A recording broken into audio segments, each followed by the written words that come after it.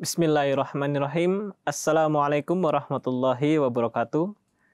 Pemirsa MTA dimanapun Anda berada, senang kembali berjumpa dalam program kita Ruhani Hazain, di mana di dalam program ini kita insyaallah ta'ala akan membahas karya-karya dari Hadrat Masih Maud alaihissalam yang terangkum dalam buku Ruhani Hazain. Dan adapun untuk buku yang akan kita bahas dalam episode kali ini berjudul Ziaul Haq. Ini adalah buku yang ketiga dalam jilid 9 Ruhani Hazain. Sedikit saya sampaikan di sini, Ziaul Haq yang jadi judul buku ini bukanlah mengenai sosok yang kita ketahui bersama, penentang jemaat pada zaman Hazrat Khalifatul Masih yang keempat di Pakistan, tetapi ini adalah buku Hadrat Masih Maud yang diberi nama Ziaul Haq yang berarti cahaya kebenaran. Baik, saya Hafizur Rahman, di studio telah hadir narasumber kita seperti biasa Bapak Maulana Atal Ghalib Yudi Hadiana. Mari kita sapa beliau terlebih dahulu dan kita lanjutkan dengan membahas buku ini. Assalamualaikum. Assalamualaikum. Bapak gimana kabarnya hari ini? Alhamdulillah baik. Sehat? Alhamdulillah. Baik Bapak, buku yang akan kita bahas pada episode kali ini berjudul Ziaul Haq. Dalam bahasa Arab pakai dot ya Pak ya, ini dalam bahasa Urdu disebut Ziaul Haq. Saya ingin tanyakan kepada Bapak, seperti biasa sebelum mulai membahas apa yang dibahas di dalam buku tersebut, saya ingin tahu apa yang terjadi pada waktu itu sehingga Hadrat Masih Maud terdorong untuk menuliskan buku ini. Silakan. Baik, bismillahirrahmanirrahim. Sebagaimana tadi sudah disebutkan ya, Ziaul Haq ini artinya adalah cahaya kebenaran. Hadrat Masih Maud alaihissalam menulis buku ini pada bulan Mei tahun 1895. Kemudian situasi yang juga melatar belakangi mengapa beliau menulis buku ini erat kaitannya dengan buku sebelumnya ya, yaitu buku Jangge Muqaddas dan buku Anwarul Islam. Di mana Hadrat Masih Maud sebelumnya telah menulis Anwarul Islam yang di dalamnya kemudian beliau menerbitkan 4 selebaran dengan hadiah sebesar 4.000 rupiah ya, berisi tantangan kepada Pendeta Abdullah Atam untuk bersumpah bahwa nubuatan ya, yang dijanjikan berkenaan dengan Abdullah Atam, yaitu dalam waktu 15 bulan kalau tidak rujuk ilal haq ya, maka dia akan ditimpa suatu musibah atau azab berupa kematian. Nah, di situ Hadrat Masih Maud pun memberikan penjelasan bahwa nubuatan tersebut telah tergenapi kata demi kata sesuai dengan kalimat-kalimat yang ada di dalam nubuatan itu. Nah, dalam buku tersebut penjelasannya sudah sangat terperinci oleh Hadrat Masih Maud. Beliau pun berusaha untuk meyakinkan kepada para padri atau pendeta Kristen bahwa memang nubuatan itu sudah tergenapi.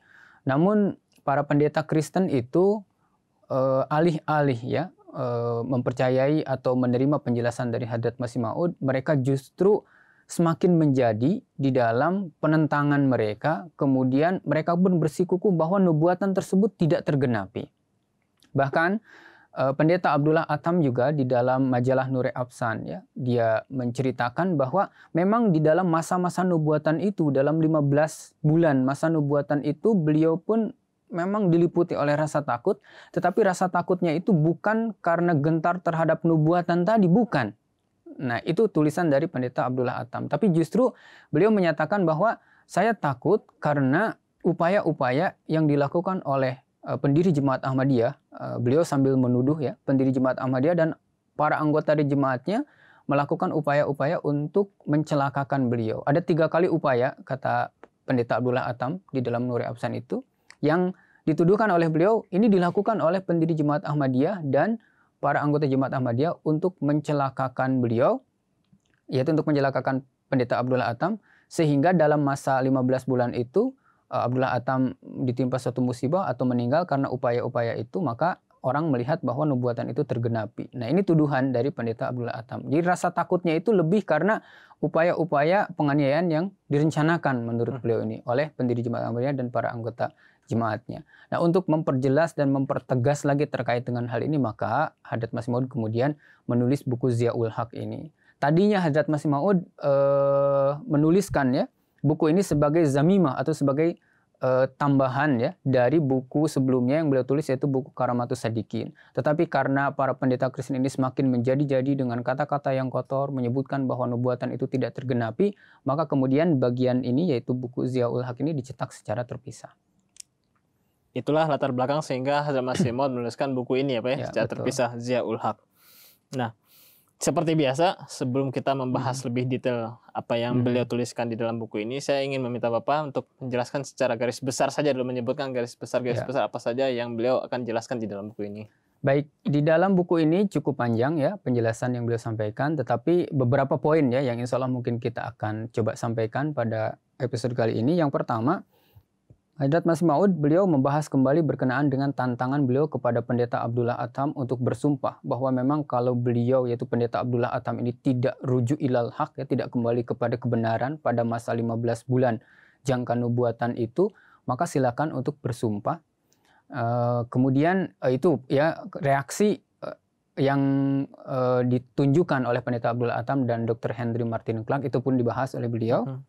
Kemudian salah satu bagian juga buku ini membahas berkenaan dengan jawaban atas keberatan yang diajukan oleh para pendeta Kristen juga. Kemudian beliau pun di sini membahas mengenai 5 korina atau 5 indikasi yang memperkuat dan membuktikan bahwa pada masa 15 bulan jangka waktu nubuatan itu memang Pendeta Abdullah Atham ini beliau rujuk ilal haq atau kembali kepada kebenaran. Oke.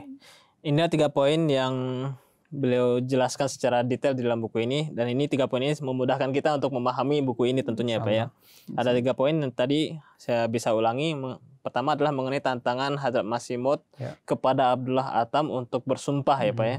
Dan kemudian bagaimana reaksi Abdullah Atham dan juga Dr. Martin Clark ya Pak ya.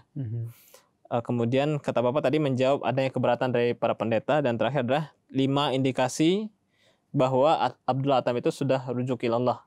Oke. Kita bahas rujuk ilal haq. Kita bahas ke poin pertama adalah bagaimana tantangan Hadrat Masih Maud untuk Abdullah Atham bersumpah ya Pak.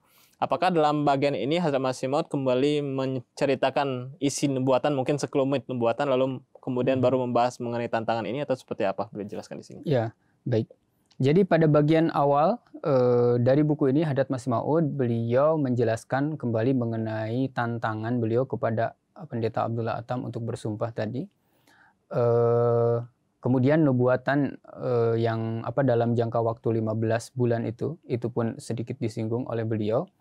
Jadi untuk lebih terperincinya sebenarnya kita sudah membahas pada episode sebelumnya ya, ketika kita membahas buku Jangka Muqaddas di bagian akhir dan buku Anwarul Islam. Jadi bisa juga kita menyimak mungkin episode yang itu.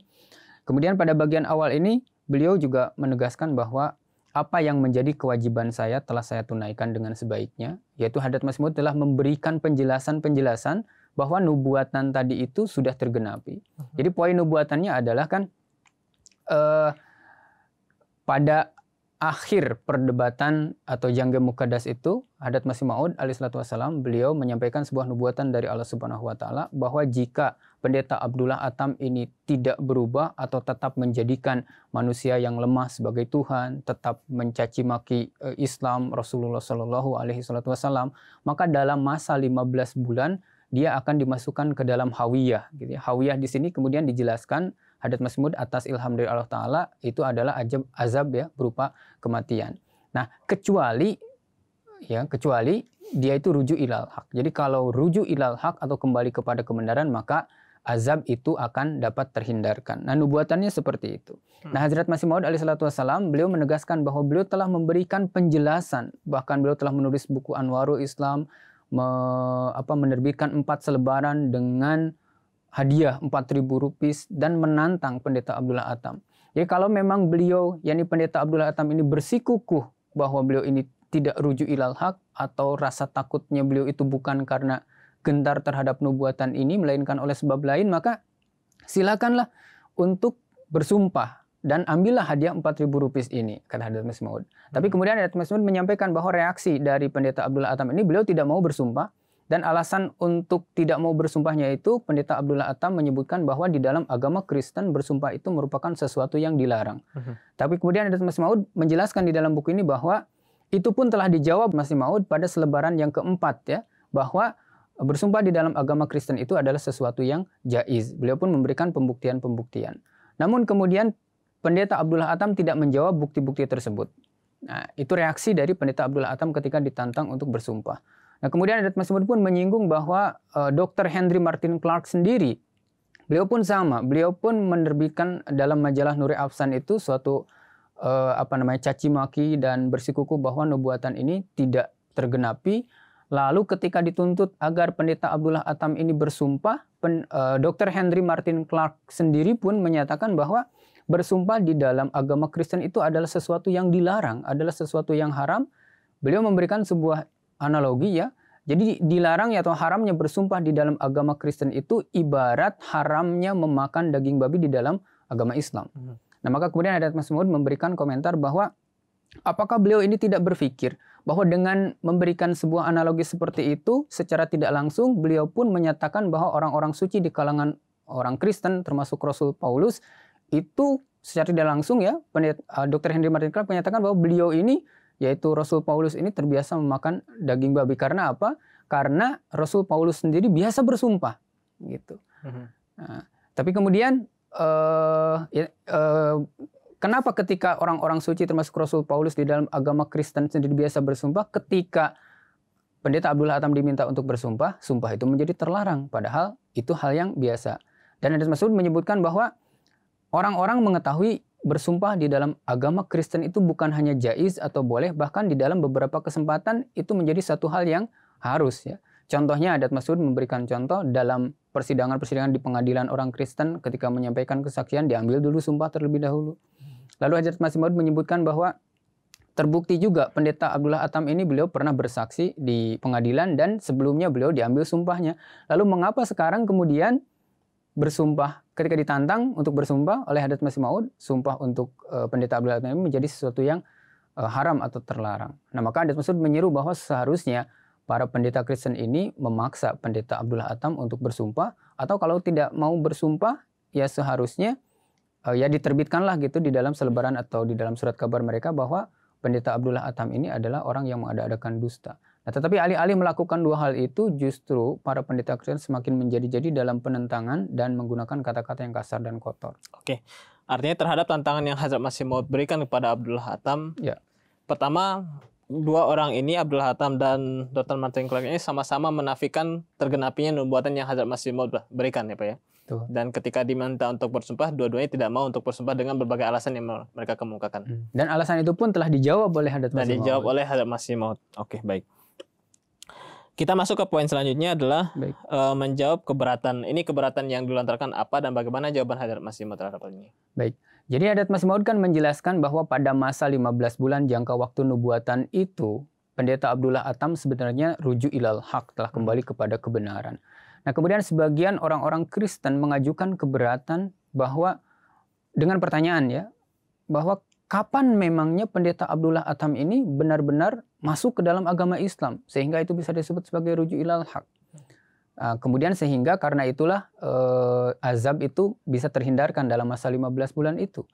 Nah, Adat Masih Maud menjawab bahwa orang-orang yang bijak sebenarnya bisa mengetahui dengan mudah bahwa di dalam nubuatan yang Adat Masih Maud sampaikan tersebut syaratnya itu tidak tertulis di situ bahwa azab akan terhindarkan kalau Pendeta Abdullah Atam ini masuk Islam secara benar-benar masuk Islam atau nyata menulis masuk Islam misalkan gitu. Tidak seperti itu syaratnya, tetapi syarat yang ditetapkan di dalam nubuatan itu adalah kalau Pendeta Abdullah Atam rujuk ilal haq, maka janji azab itu bisa terhindarkan.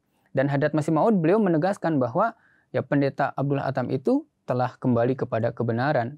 Jadi bisa dua kemungkinan, rujuk ilal haq itu maksudnya memang bisa masuk agama Islam, itu juga bisa, tetapi ini juga memiliki arti lain, yaitu ketika Pendeta Abdullah Atam benar-benar diam, berhenti dari caci makinya, dan ada ru'ub, ada rasa gentar terhadap nubuatan tadi, ini pun sudah termasuk ke dalam rujuk ilal haq. Dan inilah yang terjadi terhadap Pendeta Abdullah Atam. Artinya keberatan yang dilontarkan adalah mengenai kata rujuk ilal haq ya Pak ya. Ya. Yang ditafsirkan oleh mereka pendeta itu adalah Abdullah Atam ini masuk Islam. Ya. Pada dasarnya yang dimaksud dengan rujuk ilal haq itu adalah seperti yang Hazrat Masih Maud sampaikan, dengan adanya rasa takut itu ya Pak ya, pun sudah menunjukkan ciri-ciri seseorang yang rujuk ilal haq. Ya. Oke, baik. ke poin selanjutnya, yakni mengenai 5 korinah atau 5 indikasi yang mengatakan bahwa Abdul Hatam itu sudah rujuk ilal haq. Apa saja 5 kriteria itu? Baik, Hadrat Masih Maud menyebutkan satu persatu ya. Yang pertama itu dilihat dari kenyataannya setelah disampaikannya nubuatan itu, maka dalam masa 15 bulan itu Pendeta Abdullah Atam diliputi oleh rasa takut yang sedemikian rupa sehingga ketika beliau berada di Amritsar, beliau pun melihat pemandangan-pemandangan yang merupakan halusinasi sebenarnya. Dan contohnya ketika di Amritsar, Pendeta Abdullah Atam ini melihat bahwa di kamarnya ada ular yang sudah terlatih dan ular itu diletakkan oleh seseorang yang seseorang ini menurut tuduhan Pendeta Abdullah Atam itu diutus atau diperintahkan oleh Hadrat Masih Maud untuk mencelakai beliau. Nah, itu tuduhannya. Jadi beliau melihat pemandangan-pemandangan yang menakutkan yang akan mencelakakan beliau. Nah, Hadrat Masih Maud menyampaikan jika memang beliau ini menuduh seperti demikian bahwa Hadrat Masih Maud yang merencanakan dan menyuruh orang untuk meletakkan ular tadi, maka buktikanlah mana ularnya, kenapa ularnya tidak ditangkap, kenapa orang yang meletakkannya juga tidak bisa ditunjukkan, hanya beliau saja yang melihat itu, padahal orang lain tidak bisa melihat atau tidak ada yang menjadi saksi mata atas kejadian tersebut. Nah, kalau memang benar apa yang beliau tuduhkan, buktikan. Tapi Hadrat Masih Maud menegaskan bahwa sekali-kali beliau tidak akan bisa membuktikan itu karena sejatinya ini bukanlah peristiwa secara nyata, tetapi ini adalah halusinasi dari Pendeta Abdullah Atam yang timbul karena beliau itu begitu gentar, begitu takutnya, ya, sebagai efek dari nubuatan yang disampaikan oleh Hadrat Masih Maud alaihi wassalam. Nah, orang bijak bisa melihat di sini bahwa sebenarnya Pendeta Abdullah Atam ini sudah rujuk ilal haq karena beliau diliputi oleh rasa takut sehingga dengan itu beliau di Amritsar melihat pemandangan yang menakutkan seperti tadi. Nah, sehingga beliau kemudian pindah ke Ludhiana. Nah, Hadrat Masih Maud beliau menyampaikan kemudian kalau memang benar apa yang dituduhkan oleh Pendeta Abdullah Atam itu, maka untuk membuktikan tuduhan tersebut hendaklah Pendeta Abdullah Atam ini bersumpah bahwa memang beliau merasa takut, tapi takutnya itu bukan karena nubuatan, tapi takutnya itu karena tadi ada ular yang terlatih yang diletakkan oleh orang-orang yang sengaja disuruh oleh Hadrat Masih Maud. Nah, silakan bersumpah seperti itu gitu untuk membuktikannya. Oke, itu yang korina atau indikasi yang pertama adanya atau timbulnya rasa takut ketika beliau berada di Amritsar ya Pak ya. Betul. Itu sebagai satu indikasi. Bagaimana dengan indikasi selanjutnya? Nah, kemudian yang kedua, ini masih terkait dengan rasa takut ya. Tadi ketika di Amritsar, Pendeta Abdullah Atam melihat pemandangan yang menakutkan, maka beliau untuk mencari perlindungan kemudian pindah ke kota lain, yaitu ke kota Ludhiana, ke rumah salah seorang dari menantunya untuk mencari perlindungan. Tapi apa yang terjadi di sana? Kemudian di sana pun beliau melihat pemandangan yang mirip, pemandangan yang menakutkan. Jadi beliau bercerita, ini diceritakan sendiri oleh Pendeta Abdullah Atam di dalam Nuri Afsannya. Hadrat Masih Maud mengutip penjelasan itu. Jadi ketika di Ludhiana, Pendeta Abdullah Atam melihat beberapa orang membawa senjata tombak menyelinap masuk ke dalam kamar Pendeta Abdullah Atam dan berusaha untuk membunuhnya. Jadi pemandangan itu pun dilihat. Dan beliau kembali menuduhkan bahwa itu adalah orang-orang dari Jemaat Ahmadiyah yang memang diperintahkan oleh Hadrat Masih Maud alaihi wassalam. Nah, Hadrat Masih Maud alaihi wassalam beliau menegaskan bahwa kami mendapatkan informasi bahwa setelah Pendeta Abdullah Atam melihat kejadian atau pemandangan tersebut, beliau diliputi rasa takut sampai beliau menangis gitu ya, seperti itu. Dan beliau pun tidak mau lagi tinggal di sana karena secara naluriah ketika orang di suatu tempat melihat pemandangan yang menakutkan, dia tidak mau lagi berada di situ dan kemudian beliau pindah ke Ferozpur. Nah, tapi kemudian Hadrat Masih Maud menegaskan lagi kalau memang tuduhan itu benar bahwa orang-orang yang dilihat di dalam pemandangan Pendeta Abdullah Atam itu diperintahkan oleh Hadrat Masih Maud, maka silakan buktikan gitu ya. Jadi yang pertama Hadrat Masih Maud, saya hanya akan memberikan 2 komentar Hadrat Masih Maud terhadap tuduhan itu. Yang pertama, Hadrat Masih Maud menyampaikan bahwa buktikan, tunjukkan gitu ya. Kalau memang orang-orang itu disuruh oleh Hadrat Masih Maud, tangkap orangnya siapa saja, sebutkan gitu. Tapi ini tidak bisa. Seperti halnya mengenai peristiwa sebelumnya, ular yang terlatih itu tidak bisa menunjukkan, pada peristiwa ini pun tidak bisa menunjukkan. Yang kedua, Hadrat Masih Maud menyebutkan bahwa Pendeta Abdullah Atam ini bukan seseorang yang bodoh, beliau ini orang yang pintar, orang yang terpelajar. Kalau memang beliau merasa terancam oleh rencana-rencana yang dilakukan oleh Hadrat Masih Maud, kenapa beliau tidak mengadukan ke pihak yang berwajib agar pihak yang berwajib, polisi misalkan, menyelidiki lalu menangkap orang-orang yang tadi datang, bahkan Hadrat Masih Maud. Kenapa tidak melakukan itu? Nah, ini pun merupakan indikasi kedua bahwa sebenarnya beliau ini rujuk ilal haq gitu ya. Oke, ada 2 poin penting tadi.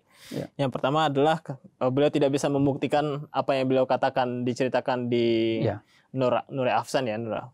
Yang kedua adalah beliau pun tidak melaporkannya kepada pihak yang berwajib lah, Pak. Oke, itu dua indikasi. Bagaimana dengan indikasi ketiga, keempat, dan kelima ya, Pak? Baik, jadi yang ketiga pun ini masih terkait ya. Yang ketiga pun ketika di Ludhiana beliau melihat pemandangan itu, maka beliau pindah ke rumah salah satu menantunya lagi di kota yang lain, yaitu kota Ferozpur. Nah, apa yang terjadi di sana? Di sana pun Pendeta Abdullah Atam ini melihat pemandangan yang menakutkan. Lagi-lagi beliau melihat ada sekelompok orang membawa pedang, membawa tombak dan berusaha untuk membunuhnya. Nah, lagi-lagi ini pun sesuai dengan penjelasannya dalam Nure Afsan disebutkan bahwa beliau menyatakan ini adalah orang-orang yang disuruh oleh pendiri Jemaat Ahmadiyah. Nah, Hadrat Masih Maud alaihissalam beliau kembali menegaskan bahwa ada 3 situasi ya dari Pendeta Abdullah Atam ini. Yang pertama, gelagat beliau, rasa takut beliau itu membuktikan bahwa beliau ini adalah rujuk ilal haq. Yang kedua, beliau melihat pemandangan-pemandangan yang menakutkan yang hanya dilihat oleh beliau tapi tidak bisa dibuktikan. Kemudian yang ketiga, beliau pun tidak mengajukan tuntutan atau beliau pun tidak melaporkan kalau memang sesuai pandangan beliau orang itu adalah orang yang disuruh oleh Hadrat Masih Maud. Nah, 3 cara ini tidak ditempuh oleh beliau, maka satu-satunya cara untuk membuktikan kalau memang beliau ini benar dalam klaim-klaimnya, maka hendaklah beliau ini bersumpah. Nah, tapi kemudian beliau tidak bersumpah. Nah, ini yang ketiga ya. Nah, kemudian kaitannya dengan yang keempat, indikasi yang keempat Pendeta Abdullah Atam ini rujuk ilal haq. Nah, tadi kan caranya itu satu-satunya untuk membuktikan klaimnya benar itu ya bersumpah. Nah, Hadrat Masih Maud menyebutkan bahwa saya telah menerbitkan 4 selebaran menantang pendeta ini untuk bersumpah dengan hadiah 4.000 rupiah. Tapi walaupun diberikan hadiah 4.000 rupiah, tetap saja beliau ini tidak mau bersumpah. Dengan alasan bahwa bersumpah di dalam agama Kristen itu adalah sesuatu yang terlarang. Gitu ya. Padahal Hadrat Masih Maud pun beliau telah menjelaskan bahwa orang-orang suci, Rasul Paulus pun pernah bersumpah, ada di dalam kitab-kitab suci mereka. Intinya bersumpah itu bukan sesuatu yang terlarang. Nah, itu pun telah dijelaskan oleh Hadrat Masih Maud alaihissalam. Yang terakhir, indikasi yang terakhir. Nah, kemudian yang kelima, Hadrat Masih Maud menyampaikan oleh karena beliau-beliau ini tidak bisa memberikan bersumpah pun tidak mau, lalu tidak ada jalan lain lagi gitu ya untuk menjawab Hadrat Masih Maud.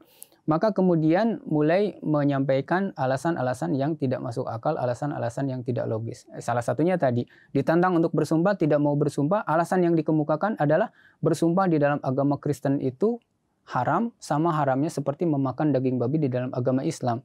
Nah, padahal orang-orang suci seperti Rasul Paulus pun biasa dan pernah bersumpah. Gitu ya. Jadi seolah-olah mengatakan bahwa tadi orang suci yaitu Rasul Paulus itu terbiasa makan babi, ini tidak masuk akal gitu. Jadi ketika diliputi oleh rasa takut dan tidak bisa menjawab lagi, maka mulai mengemukakan alasan, dan alasannya itu tidak masuk akal, bahkan menjatuhkan kemuliaan orang-orang suci dari kalangan umat Kristen sendiri. Oke, 5 indikasi yang Hadrat Masih Maud sampaikan bahwa Abdullah Atam ini rujuk ilal haq adalah 3 diantaranya. Yang pertama itu adalah rasa takut yang beliau tunjukkan di setiap tempat yang beliau kunjungi. Yang pertama di Amritsar, karena ada rasa takut, pindah ke Ludhiana, timbul rasa takut lagi, pindah ke Ferozpur, dan ini menjadi satu indikasi bahwa beliau sudah rujuk ilal haq. Dan ketika rasa takut ini beliau tuduhkan kepada Hadrat Masih Maud bahwa ini adalah suruhan beliau, akan tetapi ketika beliau tidak bisa membuktikannya dan tidak pula melaporkannya kepada pihak berwajib, lalu beliau diminta untuk bersumpah. Jadi satu indikasi yang keempat bahwa beliau itu tidak mau untuk bersumpah. Nah, ketika serangkaian ini sudah terjadi, beliau pun karena mungkin terdorong oleh rasa takutnya, diliputi oleh rasa takutnya, mulai mengatakan hal-hal yang tidak logis untuk menjawab tantangan Hadrat Masih Maud. Dan ini pun menjadi suatu indikasi yang terakhir, yang kelima yang Hadrat Masih Maud sampaikan di dalam buku ini. 5 indikasi bahwa Abdullah Atam itu sudah rujuk ilal haq. Oke.